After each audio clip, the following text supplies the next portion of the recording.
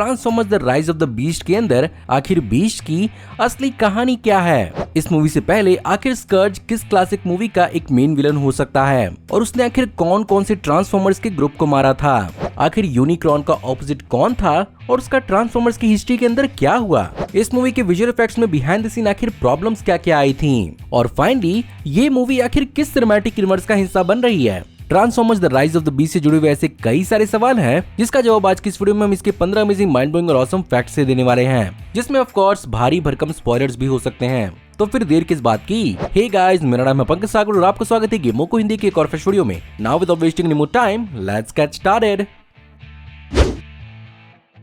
Transformers the rise of the beast के अंदर beast का concept beast wars transformers series से आया था, जो बेसिकली सीक्वल थी 1984 से लेकर 1990 तक चली ट्रांसफॉर्मर्स जनरेशन 1 एनिमेटेड सीरीज का, जहां पर 1996 में अपने डेब्यू के साथ ये दुनिया की सबसे पहली कंप्यूटर एनिमेटेड टीवी सीरीज बनी थी, जहां पर ये बेसिकली कहानी थी ट्रांसफॉर्मर्स के 300 साल के आगे फ्यूचर जनरेशन की। बट उस जमाने में जब ऑटोबॉट्स और डिसेप्टिकॉन की लड़ाई होती है तो एक इवेंट के दौरान ऑटोबॉट्स और डिसेप्टिकॉन का एक छोटा सा ग्रुप धरती के प्री हिस्टोरिक एरा में गलती से टाइम ट्रेवल कर जाता है और यहीं पर ये कैरेक्टर्स एक्चुअली कई सारे फॉसिल्स और एनिमल्स को स्कैन करते हैं और यहाँ पर ऑटोबॉट बन जाते हैं मैक्सिमल्स, वहीं पर डिसेप्टिकॉन्स बन जाते हैं प्रेडाकॉन्स। बट ऑफ कोर्स यहाँ पर मूवी के अंदर बहुत सारी क्रिएटिव लिबर्टी ली गई है और इनका कॉन्सेप्ट काफी अलग दिखाया गया है।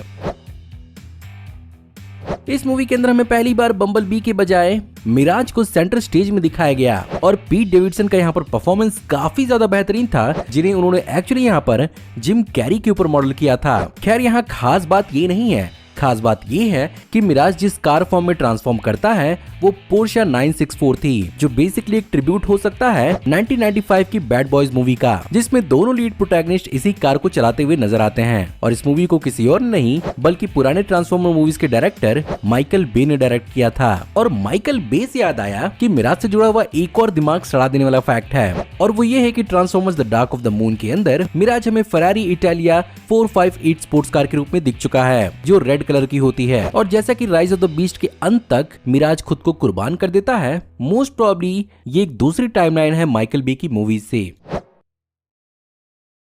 पीटर डिंकलेज के कैरेक्टर स्कर्ज को इस मूवी के अंदर काफी खतरनाक दिखाया गया था, जहां पर उसने अपने लाइफ टाइम में अपने कई सारे एनिमीज को मारा था और बेसिकली कई सारे ट्रांसफॉर्मर्स फैक्शन को मारा था, जहां पर मूवी के अंदर दिखाए हुए उसके इंसिग्निया कलेक्शन से पता चलता है कि उसने ऑटोबॉट्स, डिसेप्टिकॉन्स, मैक्सिमल्स, प्रेडाकॉन्स, टेराकॉन्स और रैकर्स जैसे ट्रांसफॉर्मर्स के फैक्शंस को मारा है। जी हाँ, ये कमीना किसी का सागा नहीं था। गद्दारी कर बे, गद्दारी कर बे, गद्दारी कर बे, गद्दारी कर बे, गद्दारी कर बे। खैर यहाँ पर स्कॉर्च की कहानी भी खत्म नहीं होती और हो सकता है कि ये मनहूस ट्रक एक्चुअली सिनेमा का एक बहुत ही पुराना विलन ट्रक हो सकता है, जहाँ पर 1971 में डुअल नाम की मूवी के अंदर एक विलनस ट्रक को दिखाया गया था, जिस मूवी को transformers the rise of the beast के एग्जीक्यूटिव प्रोड्यूसर यानी फेमस डायरेक्टर स्टीवन स्पीलबर्ग ने ही बनाया है। और उन्होंने यहाँ पर एक्चुअली इस बात को कंफर्म किया है कि स्कर्ज के शरीर पर लगे हुए licence plates actually dual movie के अंदर उन सारे के सारे विक्टिम कार्स के हैं जिसे उस ट्रक ने उस मूवी के अंदर मारा था। इस मूवी की शुरुआत में हमें प्राइमल से पहले मैक्सिमल्स के लीडर एप लिंक को दिखाया गया था, और अगर आपको भी ये ऑप्टिमस प्राइमल से काफी ज्यादा सिमिलर लगा था तो इसके पीछे भी एक बहुत पुरानी कहानी है, जहां पर इस कैरेक्टर को एक्चुअली स्पेशल एडिशन टॉय के रूप में सन 2000 में रिलीज किया गया था, जहां पर इसे ट्रांसफॉर्मर्स की बॉट कॉन कन्वेंशन के ऑर्गेनाइजर ग्लेन हेलिट ने डिजाइन किया था, जिसके लिए उन्होंने यहाँ पर ऑप्टिमस प्राइमल के कलर्स को हल्का फुल्का चेंज करके इसे डिफरेंशिएट कर दिया था। कॉमिक बुक के अंदर एप लिंक बेसिकली एक मास्टर इंजीनियर है, लेकिन इसे मूवी के अंदर बहुत ही ब्रीफली दिखाया गया था और एप लिंक और ऑप्टिमस प्राइमल की सिमिलर लुक को भी यहाँ पर सीजीआई के अंदर कॉपी करने की कोशिश की गई है। मूवी के अंदर एक सीन दिखाया जाता है जहां पर स्कॉर्ज ऑप्टिमस प्राइम को प्राइमस के शर्मिंदा होने की बात कहता है। यहाँ पर भी ट्रांसफॉर्मर्स की माइथोलॉजी से जुड़ी हुई एक कहानी छुपी हुई है, जहां पर बेसिकली जैसा कि इस मूवी के अंदर मार्वल के गैलेक्टस की तरह एक बहुत ही इविल बीइंग यूनिक्रॉन को दिखाया गया था, ट्रांसफॉर्मर्स की कहानी में इसका गुड वर्जन यानी इसका दुश्मन प्राइमस भी मौजूद है, जिसे एक्चुअली 1980s के ट्रांसफॉर्मर्स कॉमिक्स के अंदर इंट्रोड्यूस किया गया था, जहां पर यूनिवर्सेस की शुरुआत के साथ ही और यूनिक्रॉन को एक दूसरे से अलग अलग यूनिवर्सेस में लड़ते हुए दिखाया गया था। बट इवेंचुअली इन दोनों की आत्माएं सेटल होती हैं अलग अलग एस्ट्रॉइड्स में। बस फर्क ये है कि यहाँ पर प्राइमस एक्चुअली अपने आप को साइबरट्रॉन बनाता है, जो बेसिकली अलग अलग प्रकार के ट्रांसफॉर्मर्स का घर बनती है। और यहाँ पर बुराई से लड़ने के लिए प्राइमस 13 प्राइम्स को बनाता है, जिनमें से एक आगे जाकर बनता है ऑप्टिमस प्राइम। इस मूवी के अंदर one of the famous Maximals the Rattrap नहीं दिखाया गया, जो एक्चुअली 90s के ट्रांसफॉर्मर्स बीस्ट वॉर सीरीज का भी हिस्सा था। वेल इस मूवी के डायरेक्टर स्टीवन किपल जूनियर के हिसाब से उन्होंने इस कैरेक्टर को इस मूवी के अंदर इंट्रोड्यूस करने को कंसिडर तो किया था, बट इतने सारे कैरेक्टर्स हो गए थे जिसके कारण एक कैरेक्टर को यहाँ से हटाना पड़ा। और एक्चुअली फ्यूचर में वो हमें किसी सीक्वल के अंदर देखने को मिलेगा।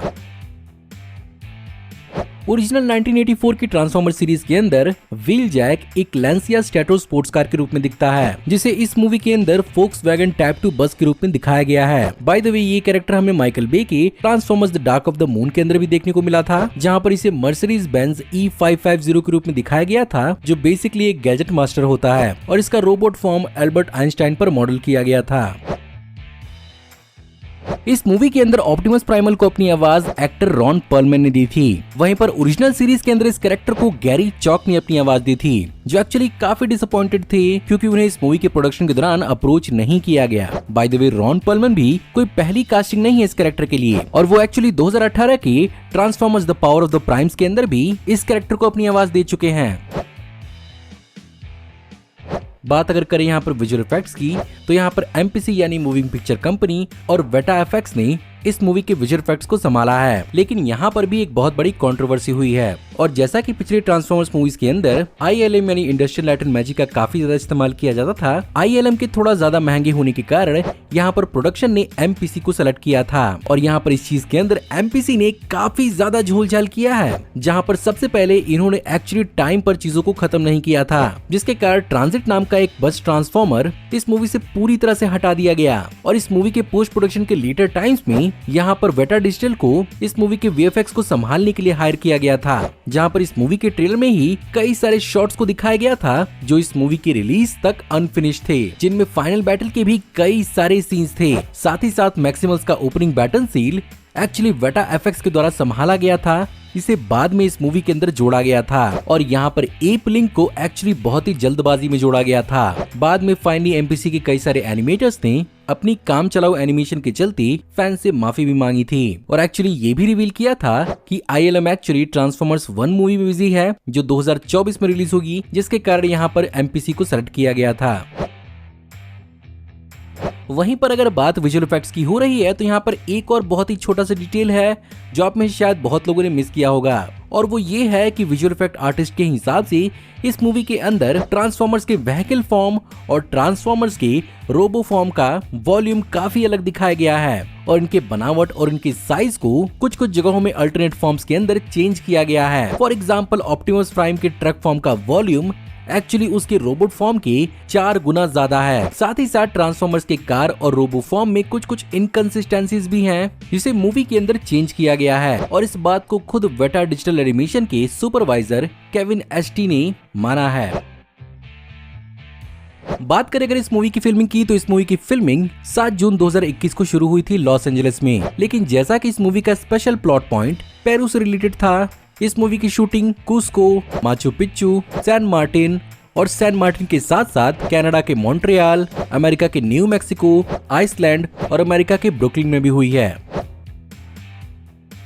बात करें अगर इस मूवी फ्रेंचाइजी के फ्यूचर की, तो ये काफी औसम होने वाला है, जहां पर इस मूवी के फ्यूचर में 3 और नए इंस्टॉलमेंट्स को प्लान किया जा रहा है। साथ ही साथ ये फुल प्रूफ हैस्ब्रो की अपनी सिनेमैटिक यूनिवर्स बनने वाली है, क्योंकि हैस्ब्रो के अंदर आने वाले जी.आई. जो फ्रेंचाइजी का भी हिंट इस मूवी के क्लाइमैक्स में देखने को मिला था, और मोस्ट प्रॉब्ली जी.आई. जो की भी कहानी इस मूवी से इंटरलिंक्ड होने वाली है, जहां पर इस मूवी के प्रोड्यूसर लोरेंजो दी बोनवेंचुरा ने इस बात को बताया है कि इस मूवी के पहले 5 मूवीज का कंटिन्यूटी इस क्रॉसओवर से इंटरप्ट नहीं होने वाला, और बेसिकली इसकी पहली 5 मूवीज इसके आने वाले फ्यूचर को सेटअप करेंगी।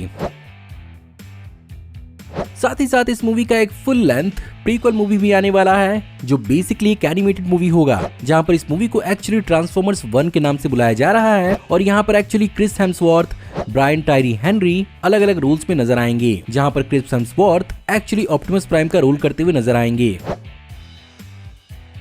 बात करें अगर बॉक्स ऑफिस परफॉर्मेंस की तो ये मूवी उतनी ज्यादा बेहतरीन साबित नहीं हुई और लगभग $200 मिलियन के बजट पर इस मूवी ने सिर्फ और सिर्फ $436 मिलियन ही कमाए, जहां पर अपेरेंटली इस मूवी ने अंडर परफॉर्म किया है और ये इस पूरी की पूरी फ्रेंचाइजी की सबसे लोएस्ट अर्निंग मूवी साबित हुई है। जहां पर जैसा कि इस मूवी की कमाई को ओपनिंग वीकेंड के लिए 50 से $60 मिलियन एक्सपेक्ट किया जा रहा था, इस मूवी ने सिर्फ और सिर्फ अपने पहले दिन के अंदर अंदर $25 मिलियन ही कमाए। फाइनली इसने अपने दूसरे वीकेंड के अंदर 20 मिलियन और तीसरे वीकेंड के अंदर $11 मिलियन कमाए। सो गाइस, कैसी लगी आज की वीडियो? अगर अच्छी लगी हो तो प्लीज वीडियो को लाइक जरूर करिएगा। कमेंट्स में आप बताइए कि आप इस मूवी के बारे में और क्या क्या जानते हैं। चैनल पर नए हैं तो प्लीज चैनल को सब्सक्राइब कर लीजिए, हम ऐसे ही ऑसम वीडियोस लाते रहते हैं। मैं आपको जल्द ही एक नई वीडियो में देखने को मिलूंगा, तब तक आप हमारी इन वीडियोस को एंजॉय कर सकते हैं। Thank you for watching, see you in the next video. Till then take care, good bye.